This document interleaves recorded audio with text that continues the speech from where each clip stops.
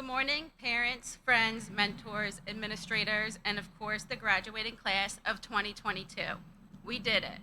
We are finally graduates of Rowan College at Burlington County. I would like to start off by congratulating our valedictorian, Christina Salieri, and our other President's Award winner, Aaron Codwell. As I look into the crowd before me, I can automatically sense a wave of different emotions.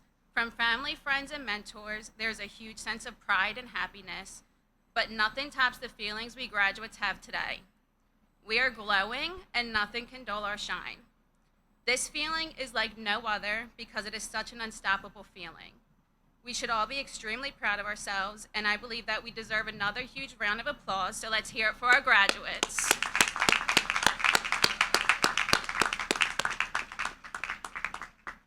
If anyone were to ask me, even 6 years ago, if I ever saw this in my future, I most likely would have laughed, because I did not think I was worthy of anything great in life, nor did I think I was smart enough. I went through a trauma at a young age, and I did not know how to properly cope, so I eventually turned to alcohol and drugs.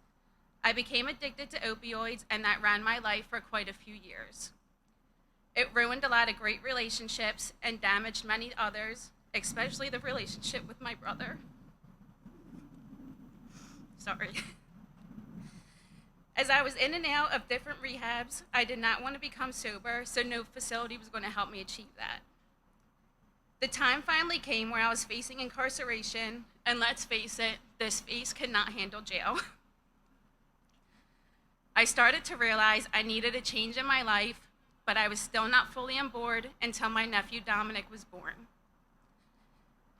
I thought I was being sly and secretly still getting high, but it was not a secret, and I was eventually told if I did not get help, I would no longer be allowed in my nephew's life.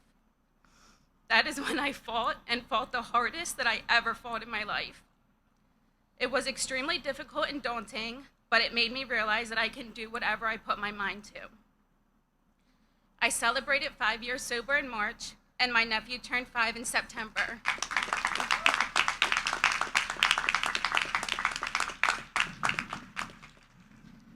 He is by far the greatest thing that has ever happened to me, and of course we are best friends because I play Fortnite with him. The relationships I was able to repair and the other ones I have gained are stronger than ever, especially the ones with my family and my best friends who mean the world to me. I guess what I'm trying to say is that no matter what hardships life throw at you, you will always be able to conquer them by fighting for yourself because you are worth fighting for. Today is a day of triumph. Today marks the end of yet another chapter in our lives, but also opens all the right doors for our future. These past few years have been extremely challenging for most of us, but we all battled through it. That right there shows a lot of dedication. Dedication and a great work ethic will get you far in life, and I would not be standing in front of you today if I were not dedicated to my recovery. I am sure I'm not the only one here who struggles with addiction, mental health, gender bias, etc., and you are all still here today. That is absolutely amazing. Each of us has our own story, and each one is unique and worthy. Life can be very overwhelming at times, but you have to remember that you are worth all of it. It is also important not to be afraid to ask for help. Asking for help builds connections and offers resources that you may not even know you needed. Fight for your worth and never back down. Michelle Obama once said, "Don't be afraid, be focused, be determined, be hopeful, be empowered." And that is how I want every one of you to feel when faced with new obstacles. Life is a journey, and we don't stop growing once we get our diplomas. Life is about remaining teachable and gaining new skills that will carry us for the rest of our lives. Being here today has already shown us how capable we all are of accomplishing our goals when we commit ourselves to them.